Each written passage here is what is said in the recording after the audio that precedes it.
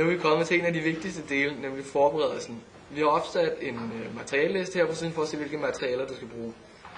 Du er helt op til dig selv, hvilke svømmefødder du har valgt at bruge, men vi har valgt at bruge disse tre. De sorte er meget normale i svømmehallen, indendørs, som man kan se her på hækken. De blå er lidt mere profe, men de er også indendørs, de er lidt mere stive i finnen. Og de gule, de er meget anvendt af dykkere, da der ikke er nogen hæk på, og der er en vådsko indeni. Vi foreslår kraftigt, at du bruger et pulsur, fordi hvis du skal måle din puls i hånden, kan det blive lidt mere upræcist. Du skal vælge en distance, som du kan holde og svømme med samme hastighed under hele testen.